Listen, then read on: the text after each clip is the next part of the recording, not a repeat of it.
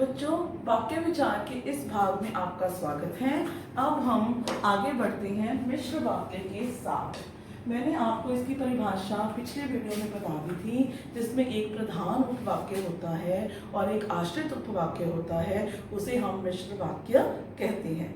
अब आपको पता होना चाहिए प्रधान उपवाक्य क्या होता है और आश्रित उपवाक्य क्या होता है।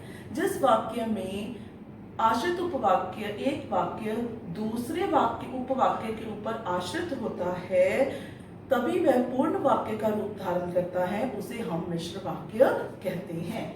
जैसे जिस वाक्य में एक प्रधान उपवाक्य और एक आश्रित उपवाक्य होता है, उसे मिश्र वाक्य कहते हैं। जैसे अध्यापक ने कहा कि पृथ्वी गोल है।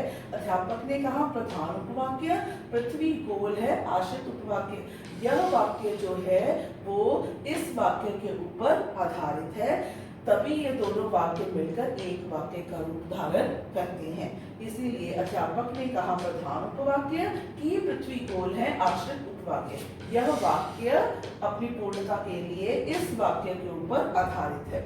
आश्रित उपवाक्य, अब ये आश्रित उपवाक्य 3 प्रकार के होते हैं और आपको परीक्षा में इस पर आधारित प्रश्न भी पूछा जाता है। आश्रित उपवाक्य का प्रकार बताइए। आश्रित उपवाक्य के 3 प्रकार हैं: संज्ञा आश्रित उपवाक्य, विशेषण आश्रित उपवाक्य, क्रिया विशेषण आश्रित उपवाक्य। अब आगे बढ़ते हैं। पहला प्रकार संज्ञा आश्रित उपवाक्य किसे कहते हैं?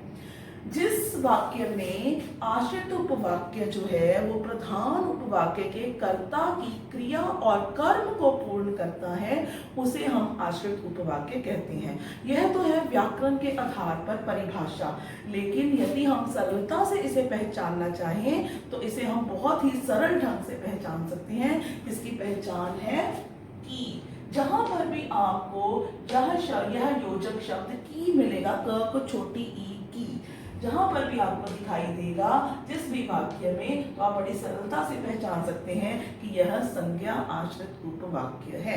लेकिन व्याकरण के आधार पर जब आश्रित उपवाक्य मुख्य वाक्य, प्रधान उपवाक्य को हम मुख्य वाक्य भी कहते हैं, प्रधान उपवाक्य के कर्ता की क्रिया और कर्म को पूर्ण करता है, वहां पर आश्रित उपवाक्य होता है। और यदि आप सरलता से इसे पहचानना चाहते हैं तो आप अपना ध्यान की पर केंद्रित करिए। जहां पर भी आपको की दिखाई दे वहां पर आपका संज्ञा आश्रित उपवाक्य है। मैं नहीं जानता कि वह कहाँ है।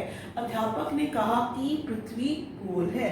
जहां पर भी आपको की दिखाई दे वहां पर आपका संज्ञा आश्रित उपवाक्य है, क्योंकि वह कहाँ है, यह जो है कंप्लीट हो रहा है और किसको पूर्ण कर रहा है? मैं का कर्म और मैं की क्रिया को पूर्ण करने वाला वाक्य क्या है? वह कहाँ है, कि वह कहाँ है। इसलिए यह यहाँ पर संज्ञा आश्रित उपवाक्य है।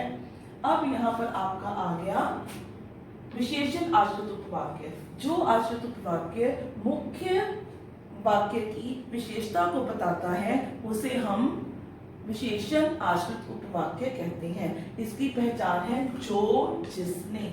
आपने देखा होगा, इसको मैंने रेखांकित किया है। जो जिसने, वह महिला कहाँ गई जिसने नीली साड़ी पहनी थी।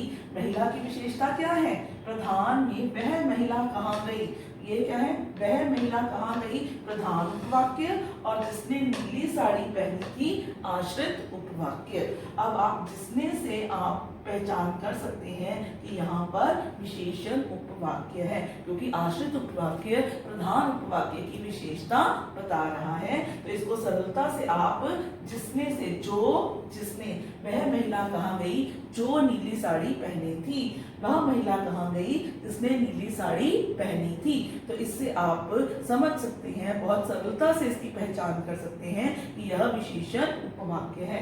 क्रिया विशेषण उपवाक्य, जब आश्रित उपवाक्य प्रधान उपवाक्य की विशेषता बताएगा, वहां पर क्रिया विशेषण होता है। जैसे जब आग लगती है तभी धुआं उठता है, तो इसको भी आप बड़ी सरलता से पहचान सकते हैं। जब, जैसा करोगे वैसा भरोगे। जैसा, ज पर आप अपना ध्यान केंद्रित करेंगे, अपने दिमाग में रखेंगे।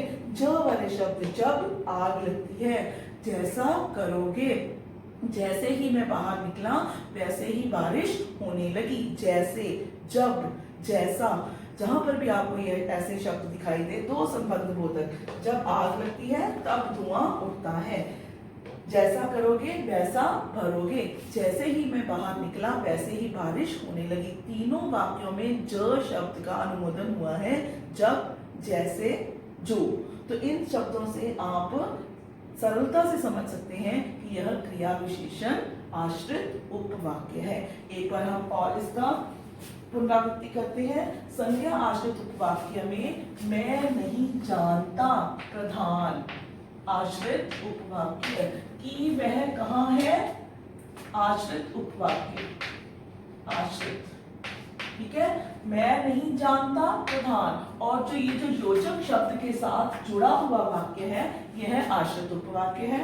उसी तरह से वह महिला कहाँ गई, ये क्या है आपका प्रधान, प्रधान आश्रित उपवाक्य। और जो योजक शब्द इसमें क्या है, जिसने, जिसने शब्द से लेकर यहां तक जो वाक्य है, जिसने नीली साड़ी पहनी थी, ये क्या है आपका आश्रित उपवाक्य।